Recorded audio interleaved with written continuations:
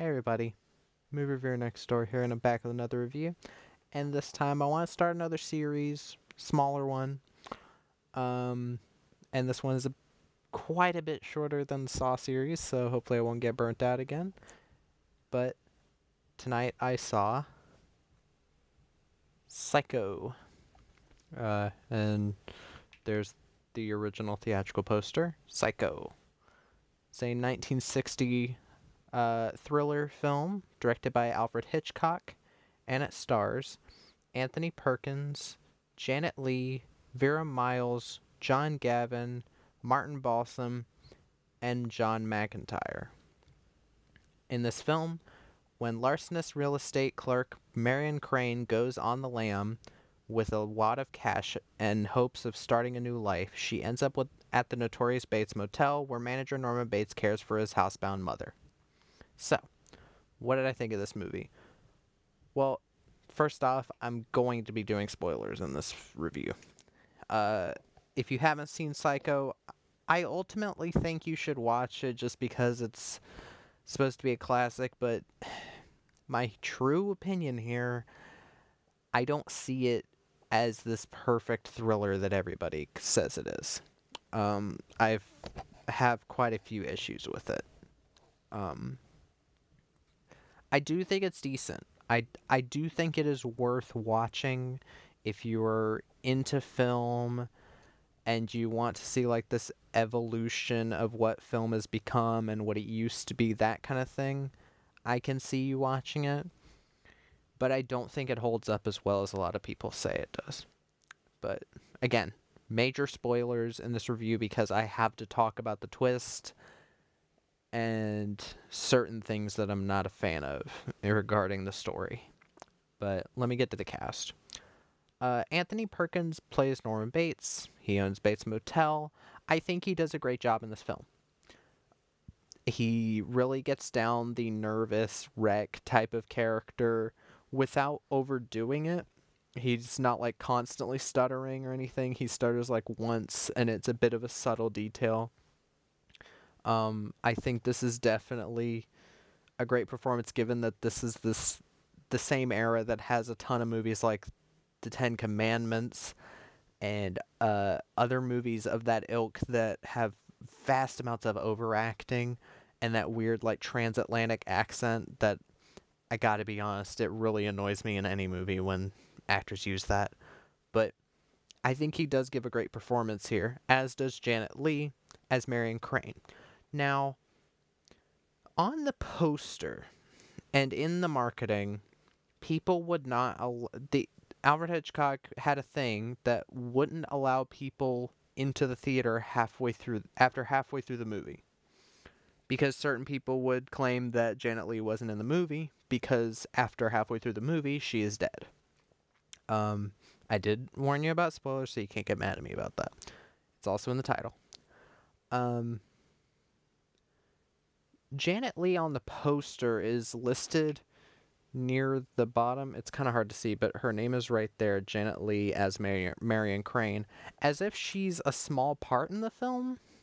Usually, and on the poster means that the character is in the film for maybe 20, maybe 30 minutes.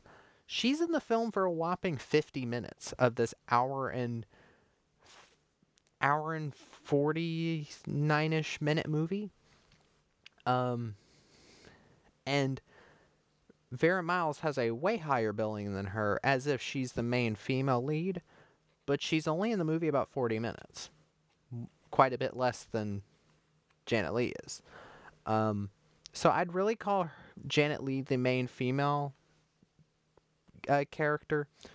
But I do think she gives a really good performance here. I think that she gets away from the whole like transatlantic, oh, I'm so pompous acting that a lot of women were doing in this era. I think her character is very interesting, going on the lam, stealing this money, seeing this opportunity, and trying to, start a new life. I think that's a very interesting character they've given her to play. And yeah, I kind of felt bad for her as well. It was a very interesting character. And again, I think she gives the second greatest performance in the movie. Uh, Vera Miles plays Lila Loomis, or excuse me, Lila Crane, Marion's sister looking for her. She's all right. I've never been a big fan of Vera Miles. What else has she been in? The Searchers, Man Shot, Liberty Balance. She's in multiple movies I know. Uh, my grandpa, funnily enough, when the film FBI Story from '59 was being shot, he actually got to meet both James Stewart and Vera Miles, and that movie does not have a Blu-ray.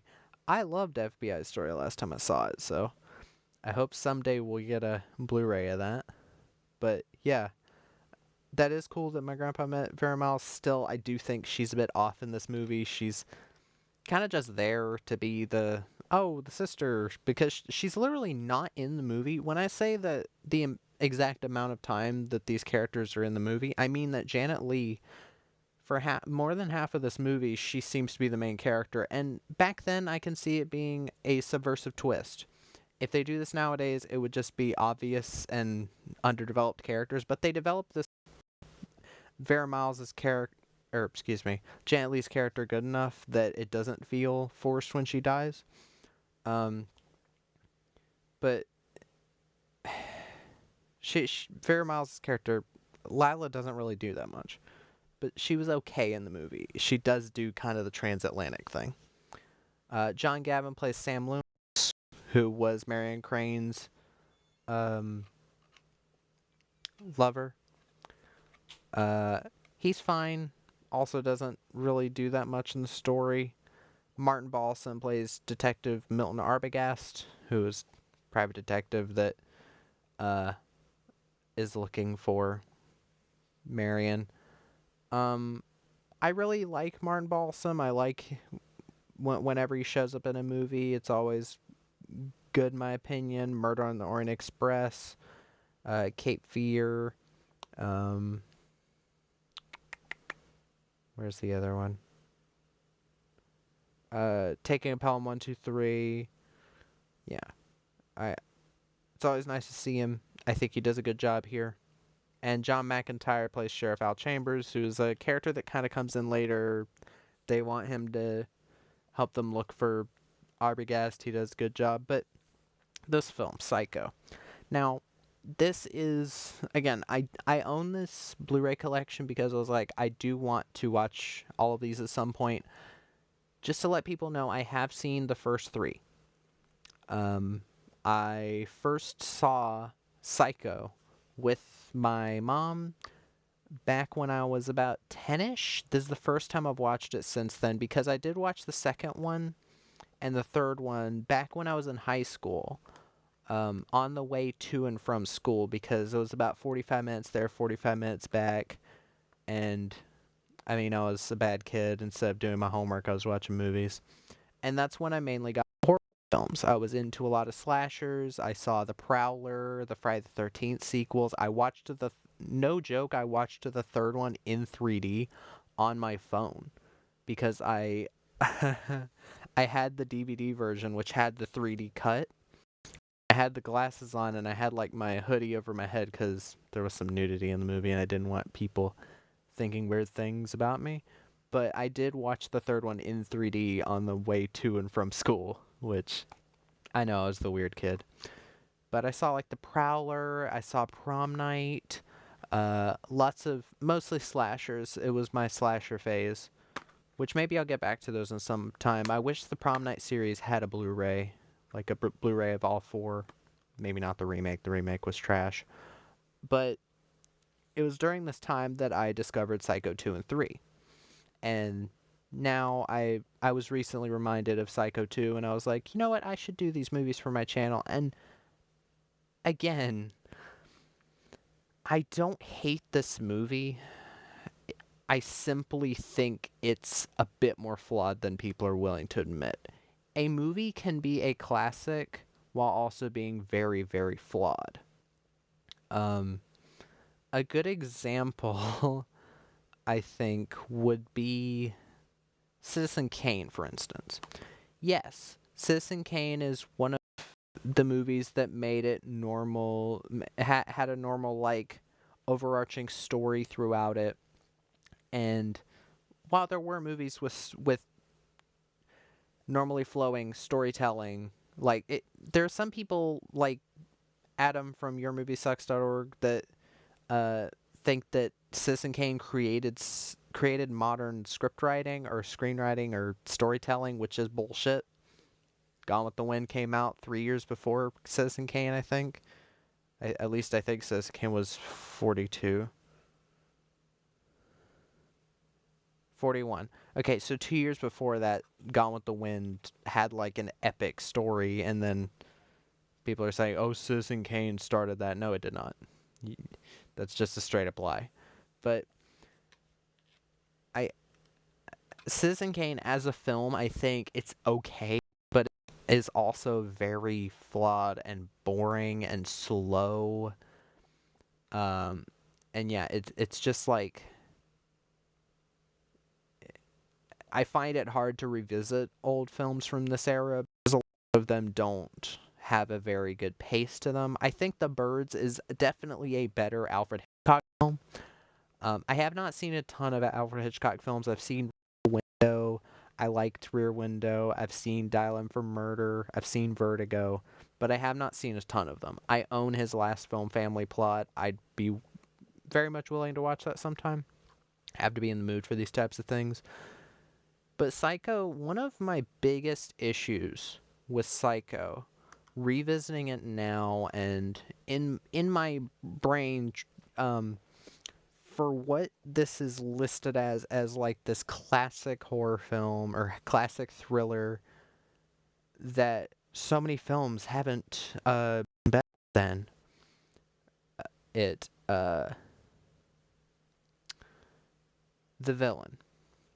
Now, this has nothing to do with the later talk in the movie about Norman being a possible transvestite, which I know there's a lot of horror people online, especially gay horror news outlets that are like, "Oh, it's so offensive. They use the word transvestite."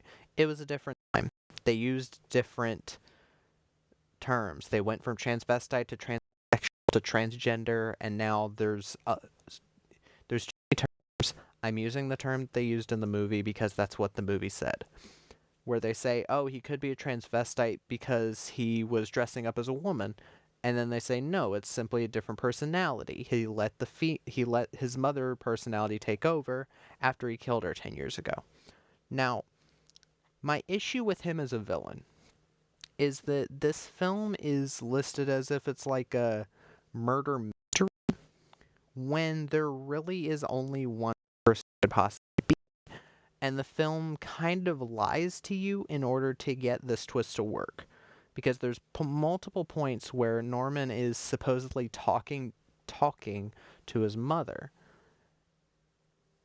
And you're not seeing it. You're seeing it from the outside of the house. If they showed what was going on inside of the house, you'd see Norman doing Mrs. Bates' voice, because that's what the twist is that when Lila finds the mother's dead body in the cellar, he comes in dressed as his mom.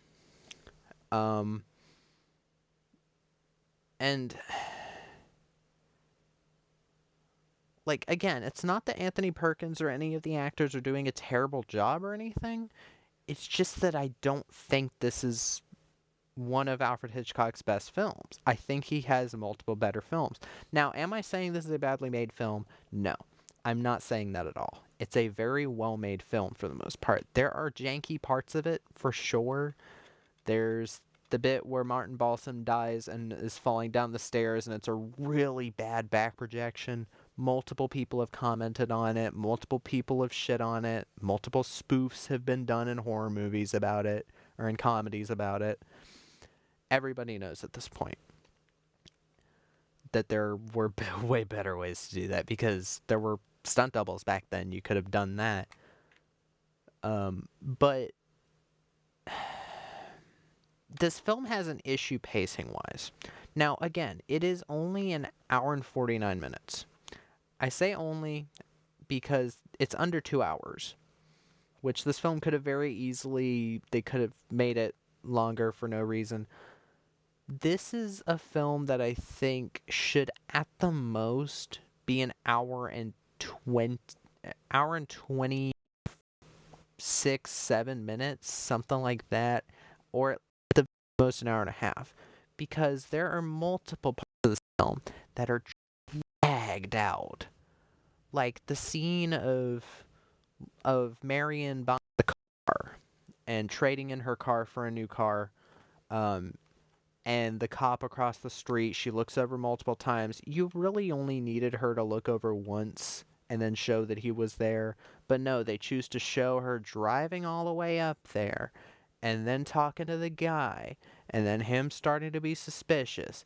And then the cop driving up, driving around when you could have just had a shot of him just there.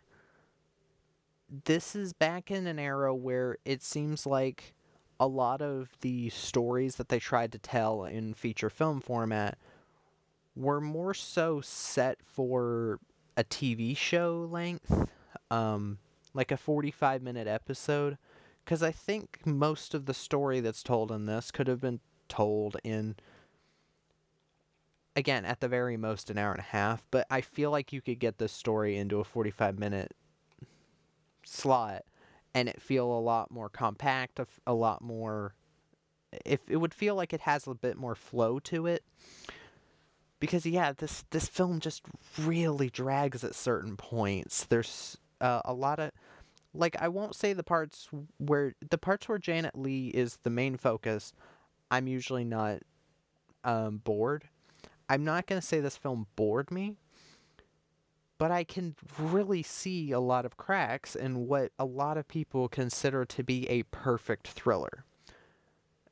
It's almost as if people don't put the same um, requirements or expectations onto films like these because they feel like they'll be ostracized if if they don't love it.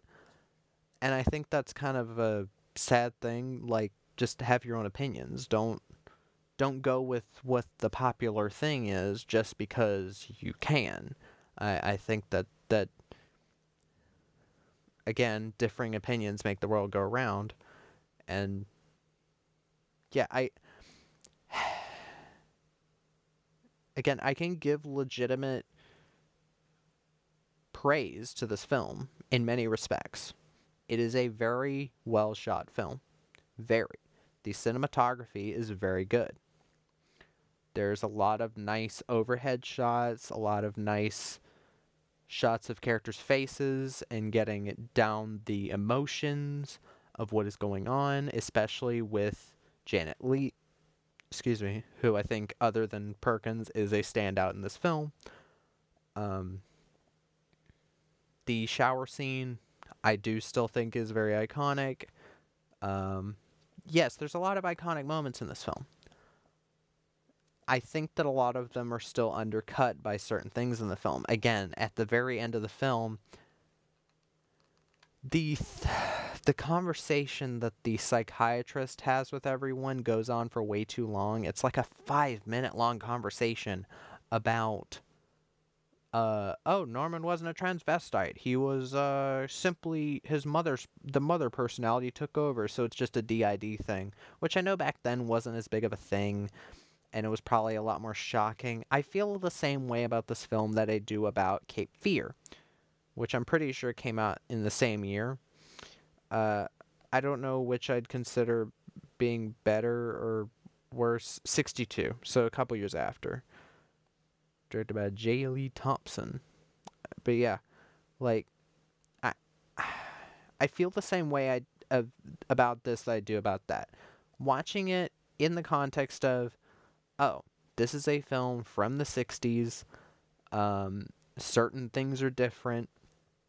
It's not that I hate this film because it's old. That's not true at all. Because I love Gone with the Wind, and that's from 39. A full 2 decades and change before this. It is not the issue. I've loved other John Wayne movies from the 50s and 40s and 60s. It, it it's just that I think this film is a bit overrated. Again, I didn't give it a bad review. I said it was decent.